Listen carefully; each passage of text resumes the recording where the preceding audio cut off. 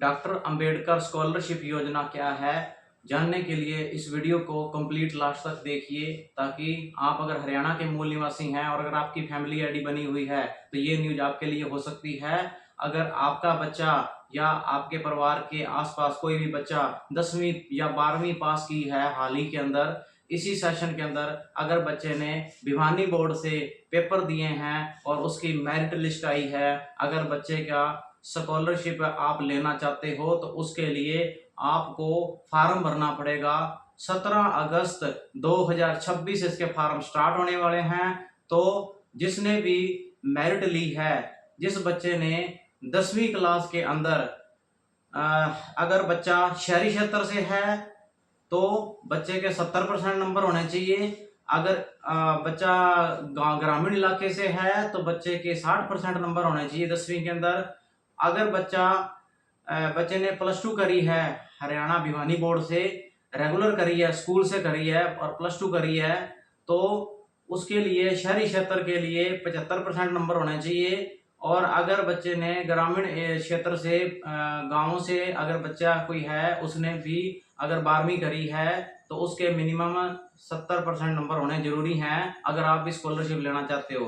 अगर 10वीं अगर आपके बच्चे ने करी है, आपने 10वीं करी है हरियाणा बोर्ड से, तो 10वीं के अंदर आपके जो नंबर हैं वो लगभग 70% नंबर चाहिए अपने शहरी क्षेत्र के लिए, और ग्रामीण क्षेत्र के लिए अपने को नंबर चाहिए 60% नंबर। तो इसके अंदर 10वीं वालों को जो स्कॉलरशिप मिलने वाली है वो 8,000 रुपये मिलने वाली है। अंबेडकर योजना ये स्कीम है, इसके 17 अगस्त को फॉर्म स्टार्ट हो जाएंगे। जो बच्चों ने 12वीं करी है, 12वीं के अंदर अगर बच्चों ने मेरिट ली है तो उन बच्चों को जो सरकार की तरफ से पैसा मिलेगा वो 10,000 रुपये पेमेंट मिलने वाली है। इसके अलावा अगर किसी बच्चे ने ग्रेजुएशन करी है, यानी कि बैचलर की डिग्री करी है, किसी भी कॉलेज से करी है, रेगुलर करी है, तो वो बच्चे अगर इस स्कीम का फॉर्म भरते हैं, स्कॉलरशिप का फॉर्म भरते हैं, तो उनको लगभग सरकार की तरफ से 12,000 रुपये मिलेगा। अब बहुत सारे बच्चों का ये सवाल होता है कि ये जो स्कॉलरशिप हमारे को मिलेगी क्या हर महीने मिलेगी? तो मैं उन सभी को बताना चाहता हूँ, इस तरह का अगर आपके दिमाग में ये कोई क्वेश्चन आ रहा है तो ये क्वेश्चन आपका बिल्कुल सरासर गलत है। आपको सरकार की तरफ से जो स्कॉलरशिप की स्कीम मिलती है वो सिर्फ और सिर्फ एक ही बार मिलेगी, आपको बारी बार नहीं मिलेगी।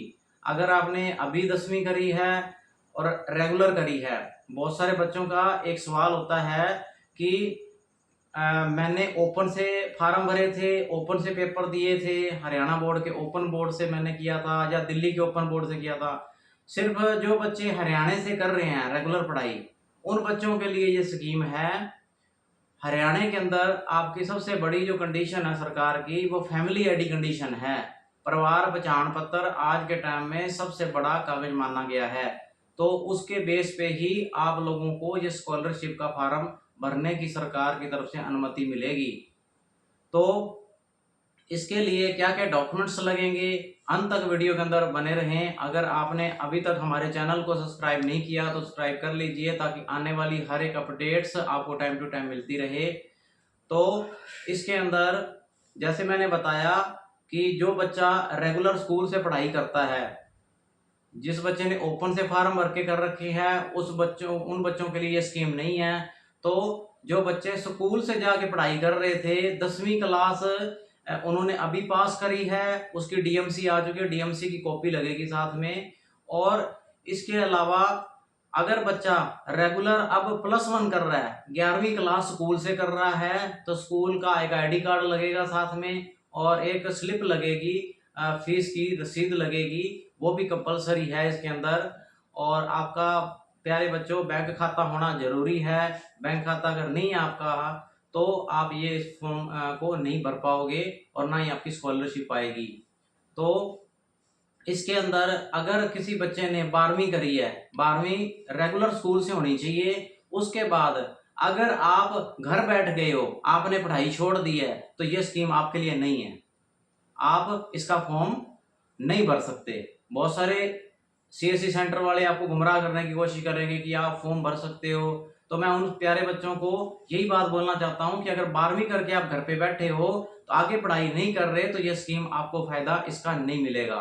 10वीं करके आप घर पे बैठ गए हो तो आपको इस स्कीम का फायदा नहीं मिलेगा। सरकार उन बच्चों को ये पैसा देती है जो बच्चे रेगुलर पढ़ाई कर रहे हैं। अब 12वीं के बाद अगर आपने कॉलेज की कोई भी पढ़ाई स्टार्ट करी है, जैसे मान लो आपने 12वीं करने के बाद आपने कॉलेज ज्वाइन कर लिया। कॉलेज में आप देखो बहुत सारे ऑप्शन होते हैं, आप आईटीआई कर सकते हो। आईटीआई अगर आप रेगुलर कर रहे हो तो भी आप इस स्कीम का फॉर्म भर सकते हो। आप टेक्निकल रेगुलर कॉलेज से कर रहे हो, क्लास से ले रहे हो जाके, तो भी आप इस स्कीम का फॉर्म भर सकते हो। और अगर आपने जैसे ग्रेजुएशन कर रहे हो, आप बीए कर रहे हो रेगुलर कॉलेज से जाके, आपकी अटेंडेंस लग रही है कॉलेज के अंदर, तो उसके अंदर भी आप ये फॉर्म भर सकते हो। या फिर एमए अगर आप कर रहे हो तो एमए वाले बच्चे भी, क्योंकि ग्रेजुएशन पे भी ये स्कीम है ना, तो इसके अंदर आपका कॉलेज का आईडी कार्ड लगेगा साथ में। आईडी कार्ड जो कॉलेज से बनता है वो आईडी कार्ड लगेगा, और साथ में आपकी फीस की रिसिप्ट, जो फर्स्ट रिसिप्ट होती है फीस की, वो कटेगी, वो आपकी साथ में लगेगी। अब इसके लिए मैं जरूरी डॉक्यूमेंट्स आपको बताना चाहता हूँ। सबसे पहले तो फैमिली आईडी पहले नंबर पे जरूरी कर रखा है, वो डॉक्यूमेंट्स। और इसके अंदर आपकी जो इनकम है वो 4 लाख से नीचे नीचे अगर आपकी इनकम फैमिली आईडी के अंदर वेरीफाई है तो आप इस स्कीम के लिए पात्र हो। बहुत सारे बच्चे ये पूछते हैं कि मेरी इनकम 1,80,000 रुपये है फैमिली आईडी के अंदर, तो क्या मैं ये इसका फार्म भर सकता हूँ? बिल्कुल, वो तो भर ही सकते हैं, लेकिन सरकार ने ऑप्शन दे दिया, इनकम अगर 4 लाख रुपए तक वेरीफाई है फैमिली आईडी के अंदर एनुअल इनकम, तो आप लोग इस स्कीम का फॉर्म भर सकते हो। पहले नंबर पे मैंने जैसे बताया कि फैमिली आईडी जरूरी है। इसके अलावा आप लोगों की जो इसके अंदर बनता है इनकम सर्टिफिकेट। अब इनकम सर्टिफिकेट के ऊपर भी अगर मैं बात करूं तो 1 अप्रैल 2026 के बाद का ही सरकार मान्य करेगी इस स्कीम के अंदर। 1 अप्रैल 2026 के बाद का अगर आपके पास नहीं बना हुआ तो नजदीकी किसी भी सीएससी सेंटर पर जाके आप ये अपना अप्लाई करवा सकते हो, ताकि आपको टाइम पर कोई दिक्कत ना आए। सारे डॉक्यूमेंट्स आपके टाइम से पहले आपके कंप्लीट हो जाए। उसके बाद हरियाणा रेजिडेंस आपका साल पुराना, 2 साल पुराना है, 3 साल पुराना है, वो चल जाएगा, कोई दिक्कत नहीं है। ठीक है। इसके अलावा आप लोगों की 10वीं की मार्कशीट होगी। अगर आपने 10वीं पास करी है और अगर आपने +2 पास करी है तो आपकी उसकी +2 की मार्कशीट लगेगी, वो स्कैन कॉपी लगेगी उसके साथ में। इसके अलावा आप लोगों का जैसे एजुकेशन प्रूफ के अलावा आपकी जैसे वो होगी, आधार कार्ड की डंटी होगी, आधार कार्ड की आईडी, आपकी आधार कार्ड अपडेट होना चाहिए आपका, वो भी जरूरी है। इसके अलावा फीस की रिसिप्ट होगी, और इसके अलावा आपका आईडी कार्ड हो गया। तो ये डॉक्यूमेंट्स जरूरी डॉक्यूमेंट्स हैं। इसके अलावा सिग्नेचर हो गया आपके वाइट पेज के ऊपर, और एक आपकी फोटो होगी, जीमेल आईडी होगी, परमानेंट आईडी जो आप यूज करते हो, और मोबाइल नंबर आपका परमानेंट है। तो ये डॉक्यूमेंट्स कंपलसरी के अंदर रहने वाले हैं। कास्ट सर्टिफिकेट या हो गया, और ये कास्ट सर्टिफिकेट बनवा के रखिए, क्योंकि मौके पे इसकी चीज़ की जरूरत पड़ सकती है। और अगर आपने अभी तक हमारे चैनल को सब्सक्राइब नहीं किया तो सब्सक्राइब दोबारा से कर लीजिए, ताकि आने वाली अपडेट्स आपको टाइम टू टाइम मिलती रहे। इस तरह की नई नई अपडेट्स देखने के लिए हमारे चैनल को दोबारा से बोलूँगा कि सब्सक्राइब कर लीजिए। धन्यवाद। जय हिंद। वंदे मातरम।